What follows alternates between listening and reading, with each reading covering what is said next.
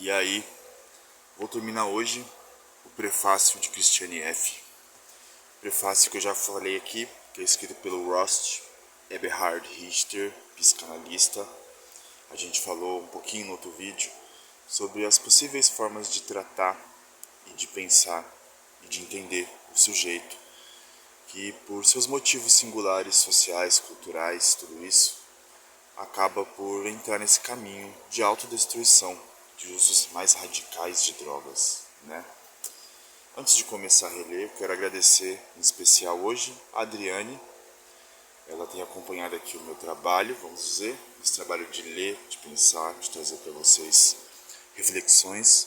E eu agradeço muito essa audiência, agradeço muito as palavras, agradeço muito por estar aqui comigo também.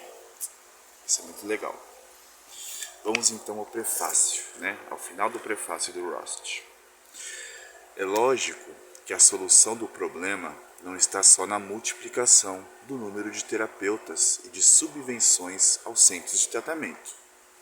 Enquanto coisas como baby tapping se beneficiarem da tolerância geral, eu pesquisei esse termo aqui, baby tapping, e ele quer dizer mamadeira em inglês, né? Eu acho que a gente está falando aqui, enquanto coisas como o baby tapping se beneficiarem da tolerância geral, a gente está falando aqui de como a cultura e a sociedade no geral reforçam esse baby tapping, essa mamadeira, que seria meio que a tolerância das pessoas que consomem esses jovens, né? Que mantém eles ali naquele contexto de vulnerabilidade, de vício, de prostituição. Me parece que é isso. Né? Enquanto eles se beneficiarem da tolerância geral, como Christiane evidencia, a terapia estará em oposição aos interesses aberta ou secretamente reconhecidos daqueles que reclamam, em nome de sua liberdade, o direito de consumir sexualmente jovens drogados. O direito de consumir sexualmente jovens drogados. Como se dá esse direito? De novo, recalcamento, né? A gente ignora. Geralmente, quem são as pessoas odiadas? Os drogados, as prostitutas, os michês. Não as pessoas que consomem essas pessoas como objeto sexual, né? Curioso como isso é tolerante, como é tolerável na nossa cultura, né? Os motivos de chacota, piada, quem são? As putas, os drogados. Nunca as pessoas que os consomem, que essas são as pessoas de bem. A gente está falando dos homens, a gente fala de uma sociedade patriarcal, sim, de uma sociedade que dá o direito aos homens de consumir sexualmente pessoas em estado de vulnerabilidade, de desgraça, né? Esse aqui é um dos pontos principais pelo qual eu quis fazer essa série de vídeos, né? Não é só para falar sobre drogadição, não é para trazer a drogadição como um grande problema centralizado nas drogas, as drogas como objetos trazidos do inferno para destruir as vidas das pessoas. Não é tão simples assim. E esse tipo de ideia, inclusive, de que a droga é um grande mal, até demoníaco, ele vai servir para apoiar as comunidades terapêuticas que se baseiam em tratamento moral e religioso, e que não são eficazes, e que são manicomiais, né? No caso de crianças como Christiane, são os próprios cidadãos, os do outro lado, os bem adaptados, entre aspas, da sociedade que, na qualidade de seres humanos, querem medicá-las, utilizá-las e considerá-las mercadoria. Na qualidade de seres humanos, veja só como o drogado, a pessoa adicta, toxicomana, dependente química, todos esses significantes aí que podem complementar um ao outro, talvez, eles não são vistos como humanos, né? As pessoas bem adaptadas do outro lado, esses são vistos como humanos. Isso é meio que aquela coisificação que eu falei, coisificação, alheiamento, subestimar essas pessoas, né? Como essas pessoas que fazem uso de drogas, problemático ou não, se encerrassem ali como noias, como pedrinhas, né? Como eu já ouvi essas expressões aí do senso comum, que se acha muito superior, muito forte, muito isso, aquilo, aquilo, aquilo, e não olha para o sofrimento, né? Não olha para as problemáticas que eu estou trazendo aqui. Essa contradição é uma característica geral de nossa situação sociocultural.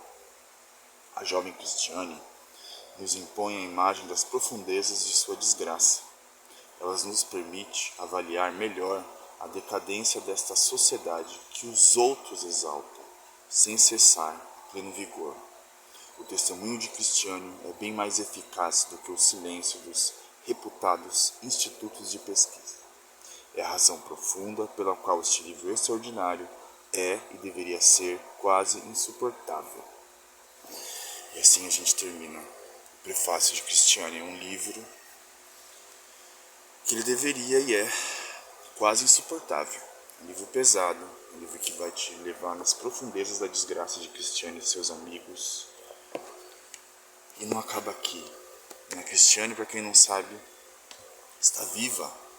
Em 2014 foi lançado aqui o segundo livro, Eu, Cristiane F., A Vida Apesar de Tudo.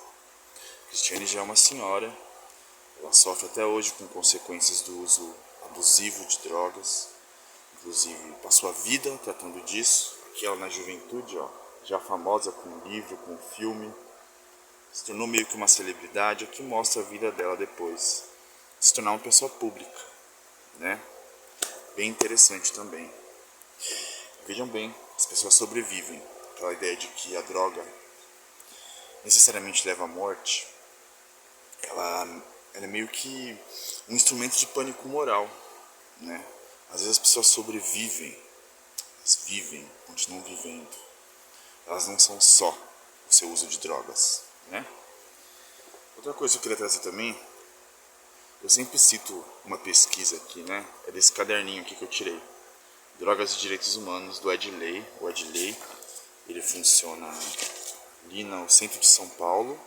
É um lugar onde se trabalha a redução de danos, se dá cursos, se faz intervenções na Cracolândia. É um lugar legal para se conhecer. Em 2016, eu acho que 2016 ou 2017, quando eu estava na graduação de Psicologia, eu fiz um trabalho e eu escolhi fazer sobre a redução de danos, que é um método que eu vou trazer aqui. Inclusive hoje eu publiquei no meu Facebook um vídeo do RD com Logan, que é um canal de redução de danos, feito por um psicólogo, o Logan. E lá ele explica muito bem, tem muito mais propriedade para falar do que eu. Que a gente está aprendendo, discutindo, entrando, abrindo esse campo, né? Pois bem, aqui no caderninho, né, nesse caderninho que é bem bacana, tem uma pesquisa feita pela Fundação Perseu Abramo, mostra que os usuários de drogas são o segundo grupo que mais causa repulsa, ódio e antipatia na sociedade brasileira. Ficam atrás apenas das pessoas que não acreditam em Deus.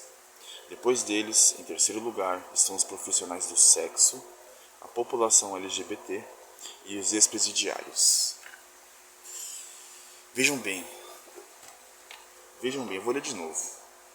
Os usuários de droga são o segundo grupo que mais causa repulsa, ódio e antipatia na sociedade brasileira, ficando atrás apenas das pessoas que não acreditam em Deus, as pessoas ateias. Daí a gente joga aqui para a comunidade terapêutica do Brasil hoje, uma das condições para muitos desses lugares é aceitar-se ser superior, né? Entrar no tratamento moral, se dizer fraco, culpado pelo seu uso. Então não conversa. O ódio aos ateus, aos profissionais do sexo, aos usuários de drogas, tudo isso se mostra nesse modo de tratamento manicomial que é a comunidade terapêutica, nesse modo de tratamento moral que são as clínicas de reabilitação. Já falei aqui dos serviços de saúde do SUS, entre eles talvez o mais evidente para essa questão são os álcools AD, centros de atenção psicossocial para tratar de álcools e outras drogas, que tem uma rede multiprofissional que vai cuidar do sujeito lá, vai torná-lo participativo no seu processo. Não ali a pessoa doente, a pessoa desviada, a pessoa marginalizada, que vai receber ali uma disciplina, um rigor, tudo isso, né? Precisava trazer, né, essa pesquisa aqui, que diz muito da nossa cultura, diz muito do que acontece aqui com o Cristiane, diz muito dos nossos modos de tratamentos que permanecem ativos hoje, infelizmente financiados por um Estado laico, né, supostamente laico. A gente vê que tem um esforço grande para que esse Estado não seja laico, o que é uma desgraça para a sociedade, para a diversidade. Porque assim, aqui não estou criticando a crença das pessoas. Eu acho que a gente tem que separar sempre espiritualidade, fé, de terapia, de ciência, de filosofia, de pensamento, né? São coisas diferentes, né? Eu vou terminar por aqui hoje, mas apesar de ter me dedicado um tempo ao prefácio da Cristiane, eu não vou terminar por aqui não, esse livro. Eu quero ler, eu não vou ler o livro todo, não vou ler alguns depoimentos que tem aqui, inclusive da mãe da Cristiane F. E vou ler também o depoimento de um psicólogo e de um diretor de um centro de tratamento no qual a Cristiane e os amigos dela procuraram ajuda por um tempo. E ele traz umas visões interessantes, críticas. A gente precisa de crítica. Chega de reduzir. Vamos criticar e abrir.